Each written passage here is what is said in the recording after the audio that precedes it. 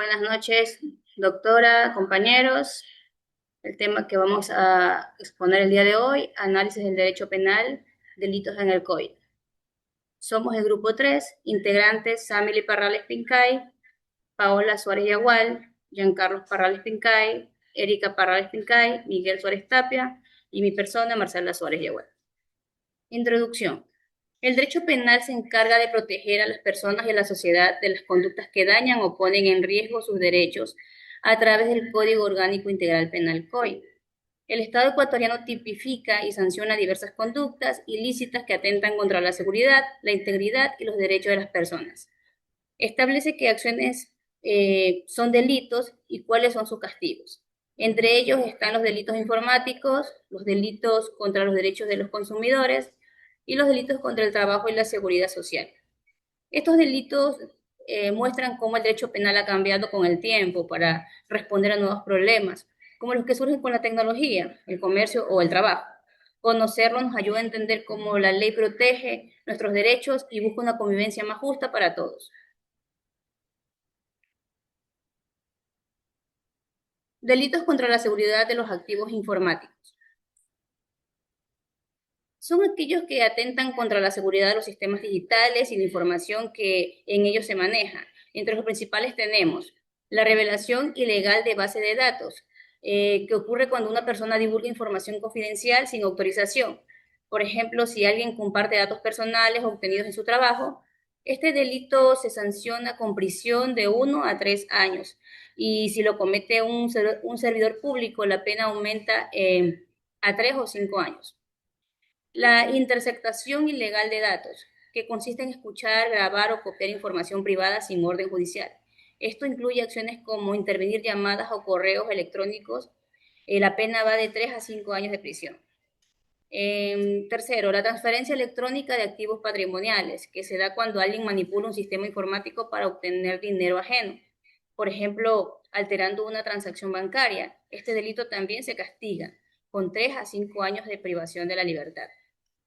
Cuarto, el ataque a la integridad de sistemas informáticos, donde el autor destruye, daña o inutiliza datos o programas. Si la afectación es a un sistema público de seguridad, la pena puede llegar hasta 7 años de prisión. Y finalmente, el acceso no consentido a un sistema informático, que ocurre cuando una persona entra o se mantiene dentro de un sistema digital sin autorización, como es el hackeo. Este delito también se sanciona con 3 a 5 años de cárcel. Análisis de los delitos informáticos. Tenemos sujeto activo, sujeto pasivo y elemento subjetivo. El sujeto activo es la persona que comete el delito, es decir, quien realiza la acción prohibida por la ley. En este caso puede ser cualquier individuo o incluso una empresa que infringe las normas. Por ejemplo, un empleador que no paga la seguridad social o alguien que comete un fraude informático. El sujeto pasivo es quien sufre el daño, es el afectado. Puede ser una persona, un grupo o incluso la sociedad. Por ejemplo, el trabajador afectado, el consumidor engañado o la persona perjudicada por un delito informático.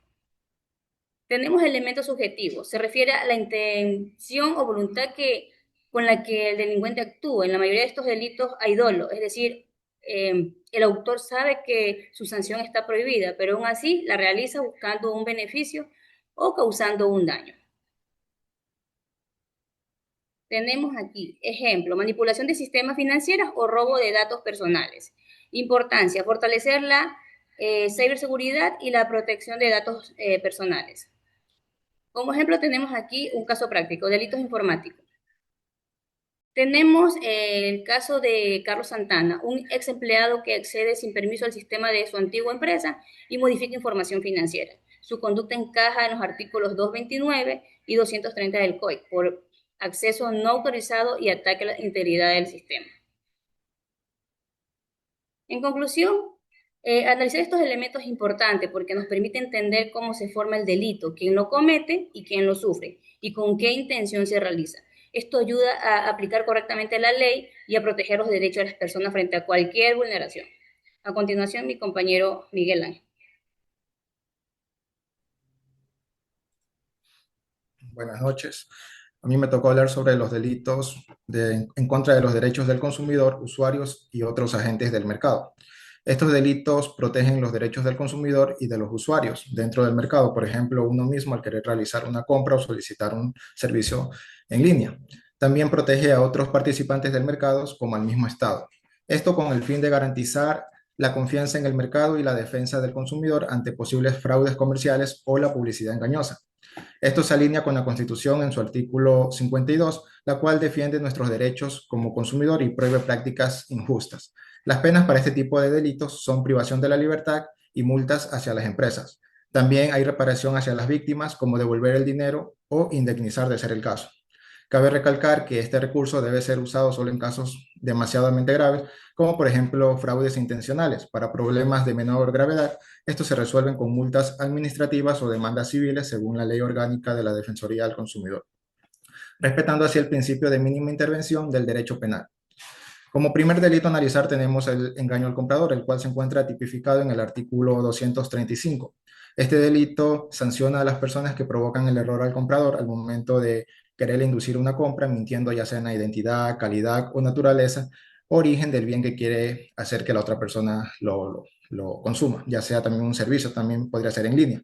Esto incluye entregar de manera fraudulenta un objeto, ya sea del similar al que se está ofreciendo, pero de una calidad inferior. Requiere que esto exista el dolo intencional de querer provocar este daño hacia la persona que va a consumir o va a comprar este producto.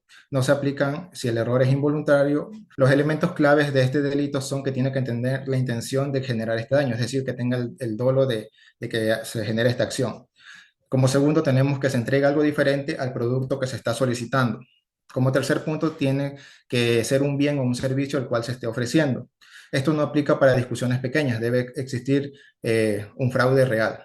Un ejemplo práctico de este delito podría ser una tienda en línea, la cual se enfoca en ofrecer electrodomésticos. ¿Qué pasa? Que esta tienda en línea ofrece mediante publicidad engañosa una lavadora, la cual están en su información, describen que es una lavadora de buena gama, de una marca reconocida, que tiene múltiples características y múltiples funciones. Pero ¿qué pasa? Que el espectador ve ese anuncio y decide realizar la compra, pero al momento de que recibe el producto le llega uno totalmente diferente y de menor calidad.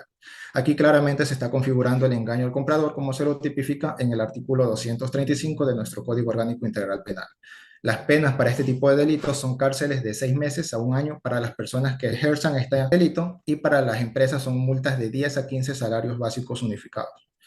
Como conclusión, se está viendo claramente cómo se vulneran los derechos del consumidor mediante la publicidad engañosa. Como segundo delito tenemos la operación ilegal de los juegos de azar. Está tipificado en el artículo 236 de nuestro Código Orgánico Integral Penal.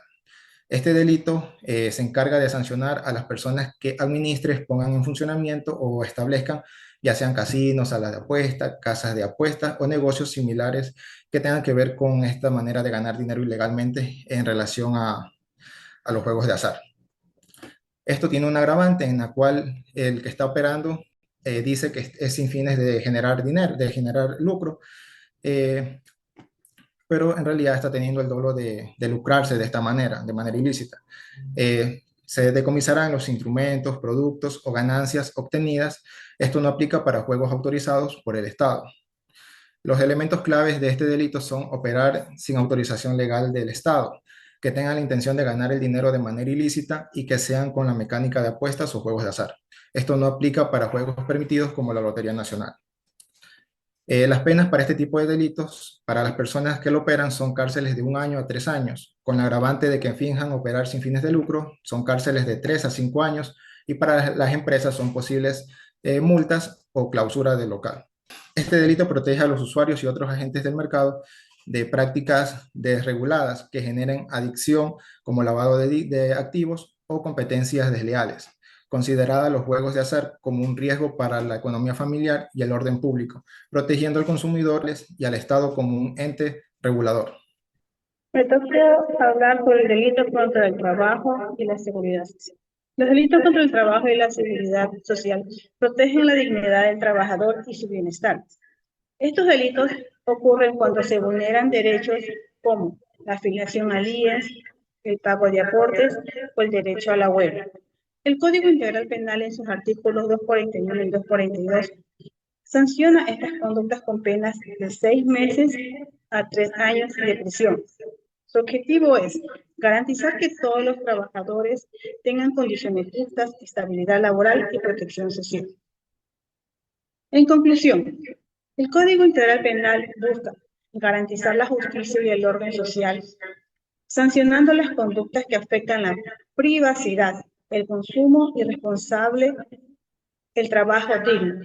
El derecho penal ecuatoriano ha evolucionado para abarcar no solo delitos tradicionales, sino también los nuevos riesgos que surgen en el entorno digital, económico y laboral.